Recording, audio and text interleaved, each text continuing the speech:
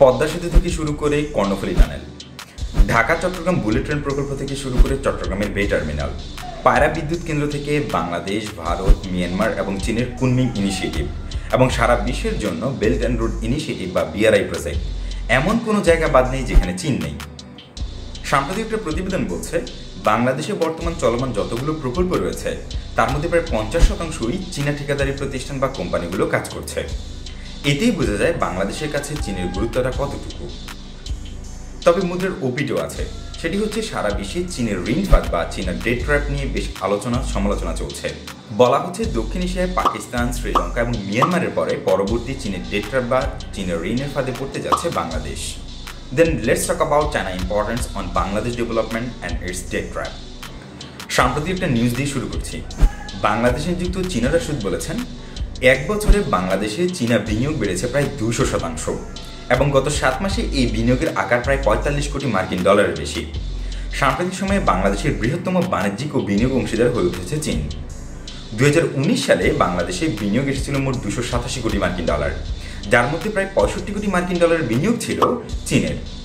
এবং 2019 সালে বাংলাদেশ যে মোট বাণিজ্য করেছে তার মধ্যে চীনের সাথে বাণিজ্যের পরিমাণ ছিল প্রায় 1200 কোটি ডলার বা 12 বিলিয়ন ডলারের বেশি। এদিকে চট্টগ্রামের আনোয়ারায় চীনা অর্থনৈতিক অঞ্চলে বিনিয়োগ করতে যাচ্ছে প্রায় 60টি চীনা কোম্পানি। অন্যদিকে তিস্তা নদীর বাংলাদেশ অংশে Teesta river comprehensive management and restoration project শীর্ষক একটি প্রকল্প বাস্তবায়ন করতে যাচ্ছে চীন, যার ব্যয় ধরা হয়েছে প্রায় 8000 কোটি টাকা। এর মধ্যে প্রায় 6000 কোটি টাকায় দিবে চীন সরকার। ভারতের সাথে তিস্তা নদীর পানি বন্টন ইস্যুতে ভাগাভাগি নিয়ে যে বিরোধ রয়েছে বা দ্বন্দ্ব রয়েছে সেই সমস্যাটির সমাধানেই বাংলাদেশ চীনকে এই প্রকল্প করার দায়িত্ব দিয়েছে।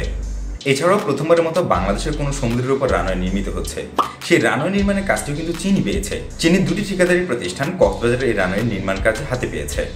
বাংলাদেশে চীনে এমন বিনিয়োগ নিয়ে কিন্তু উৎকণ্ঠাও রয়েছে। সারা বিশ্বে আলোচিত হচ্ছে চীনার ঋণ ট্র্যাপ বা ঋণ ফাঁদ নিয়ে।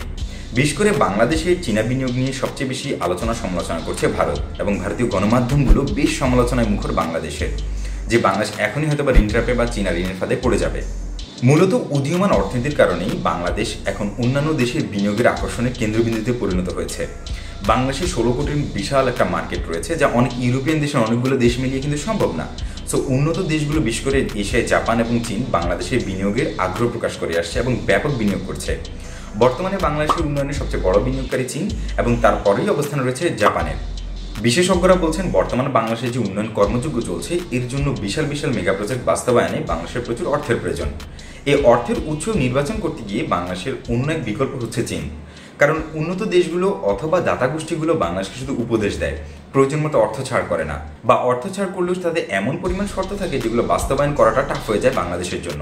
সেক্ষেত্রে বাংলাদেশের বিকল্প ঋণের উৎস হয়ে উঠেছে চীন।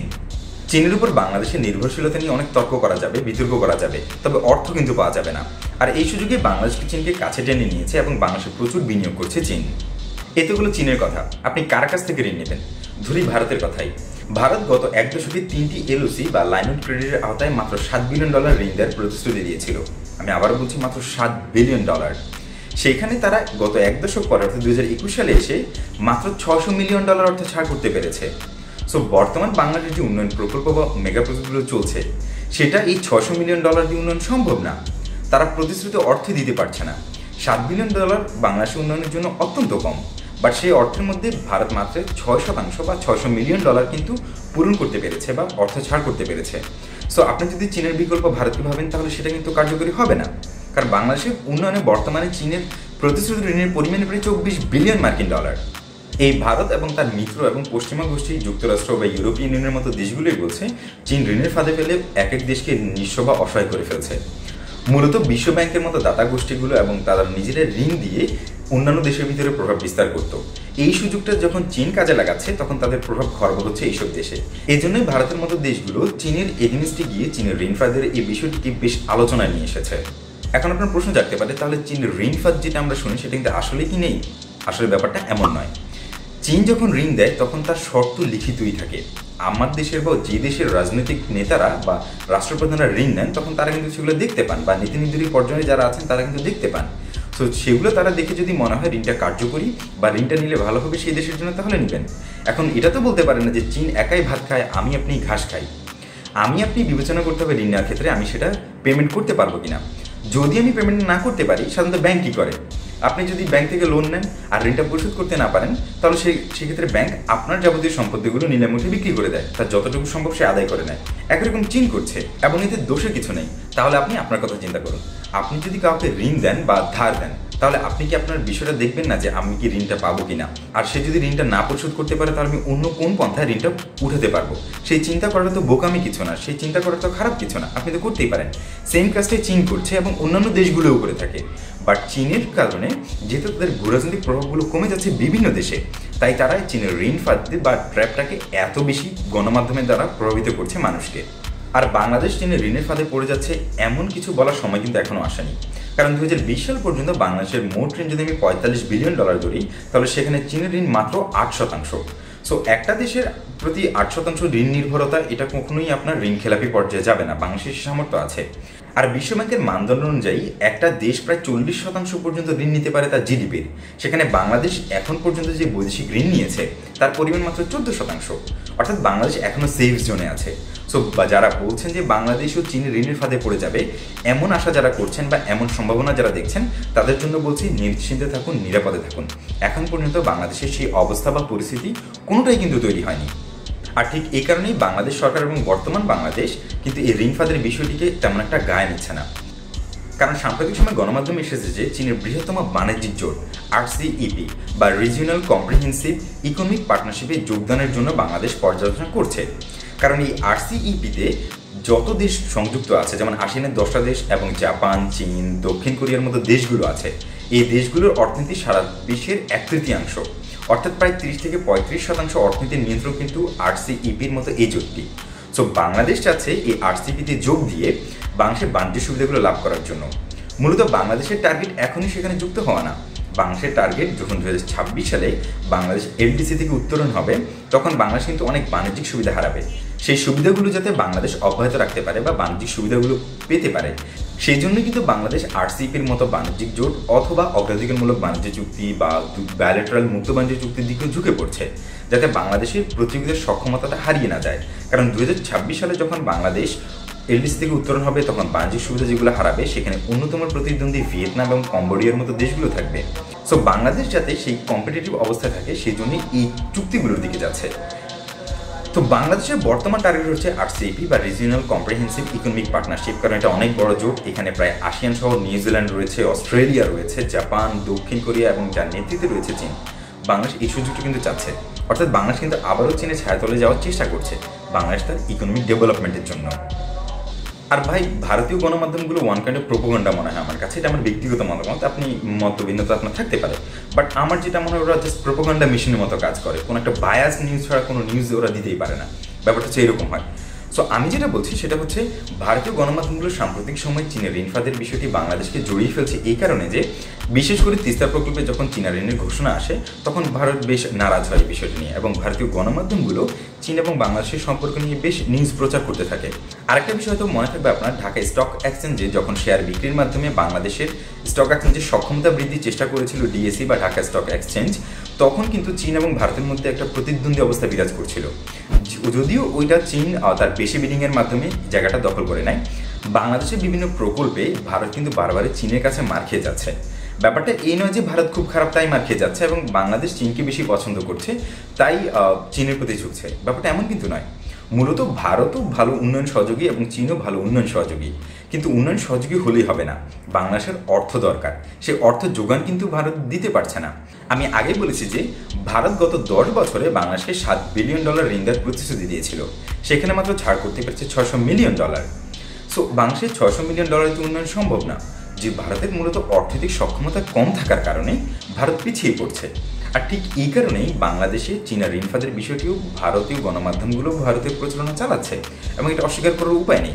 ব্যাপারটা এমন যে আমি ভারতকে অপছন্দ করি এমনটা কিন্তু না, ব্যাপারটা এমনও না আমি চীনকে খুব ভালোবাসি এমনটাও না। নিরপেক্ষভাবে যদি বলি তাহলে স্বাভাবিকভাবে ভাই আপনার টাকা দরকার, আপনি যে দেশ টাকা দেবে সেখানেই তো যাবেন। এখন ঋণের শর্তে কী আছে সেটা যে দেশ নিচ্ছে বা যে ব্যক্তি নিচ্ছে সে কিন্তু অবশ্যই পর্যালোচনা করে দেখবে। এখন আপনি যদি ভাতের বদলে ঘাস খান তাহলে আপনার অবস্থা ঋণের ফাঁদের মতোই হবে, আপনি দেউলিয়া হয়ে যাবেন, আপনি 99 বছরের মতো শ্রীলঙ্কার হাম্বানটোলা বন্ধ দিয়ে দিতে হবে। সো এগুলো তো আপনার বিবেচ্য বিষয়, সেটা তো চীন দেখবে না। চীন তার স্বার্থ দেখবে, বাংলাদেশের স্বার্থ দেখবে এবং ভারত স্বার্থ দেখবে। এখন বাংলাদেশের স্বার্থ দেখতে গিয়ে যদি ভারত সেখানে মার্কে, সেখানে তো বাংলাদেশে কিছু করার নেই।